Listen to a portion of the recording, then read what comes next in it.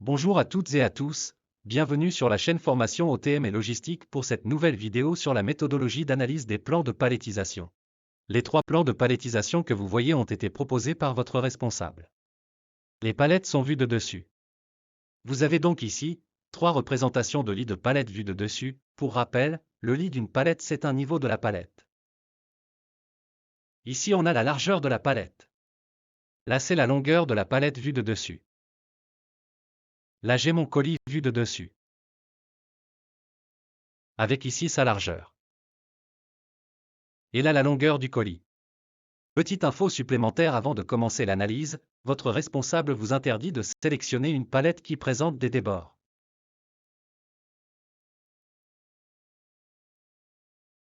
Commençons notre analyse de plan de palettisation. Mes palettes sont des palettes Europe, elles font 1200 mm de longueur pour 800 mm de largeur. Mon colis fait 219 mm de longueur pour 186 de largeur, je n'indique pas la hauteur du colis car ils sont vus de dessus, cette donnée nous est inutile ici.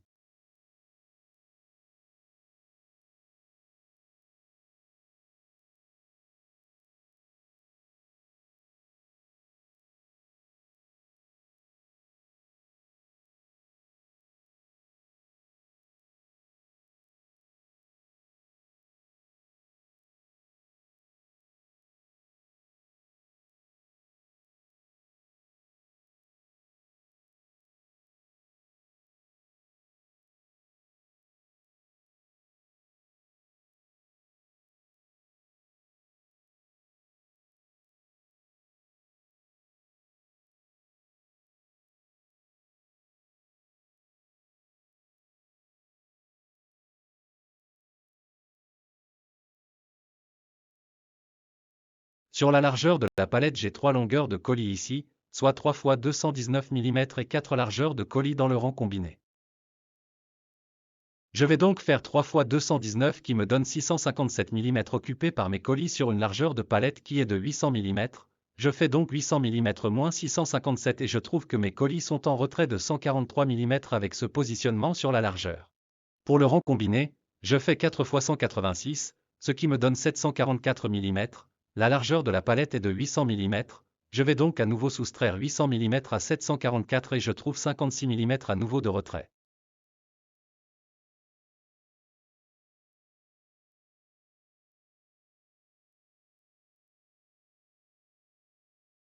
Sur la longueur, j'ai 5 fois 186 plus une fois 219 qui me donne 1149 mm. La longueur de ma palette est de 1200 mm, je vais donc faire 1200 moins 1149 qui me donne 51 mm de retrait.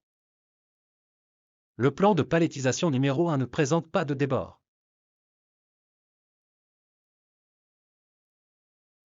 Analysons le plan numéro 2.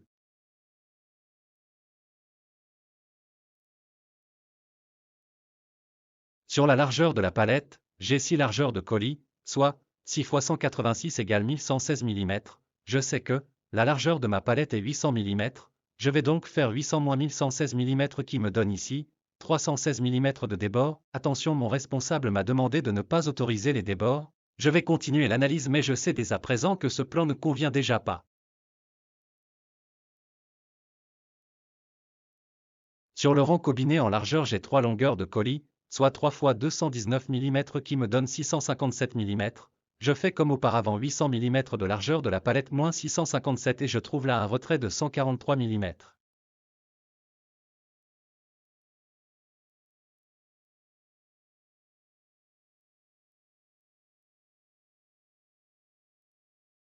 Sur la longueur de la palette, j'ai 3 fois 219 mm plus 186 mm qui me donne 843 mm. En faisant 1200 mm de longueur palette moins 843 mm de longueur colis, je trouve 357 mm de retrait. Là on est bon. Passons au plan 3.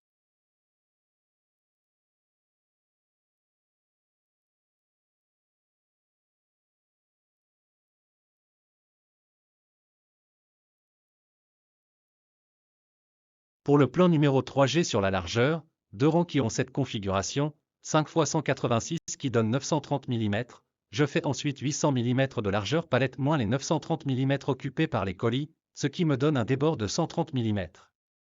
Attention, voilà à nouveau un débord qui, je vous le rappelle, est interdit par mon responsable. Pour les rangs combinés, j'ai 2 x 219 plus 186 qui me donne 624 mm. Je fais 800 moins 624 et je trouve 176 mm de retrait. Je vais faire l'analyse sur la longueur même si je sais que j'ai déjà un débord sur la largeur.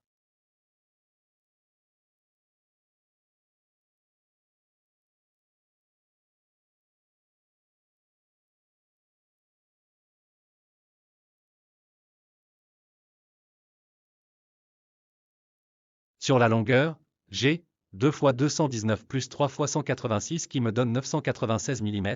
J'ai donc un retrait de 1200 moins 996 soit 204 mm, combiné à 4 x 219 de longueur colis qui donne 876 mm, soit 1200 moins 876 occupés par les colis, 324 mm de retrait.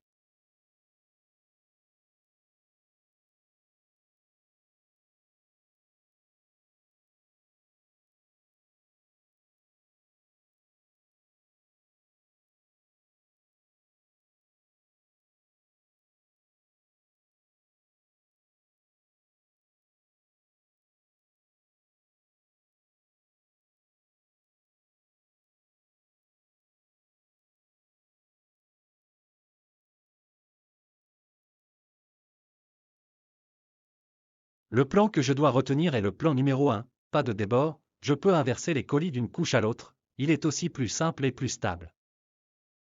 Nous voilà à la fin de cette vidéo, je vous prépare un nouvel exercice, sous peu, plus complet, type bac.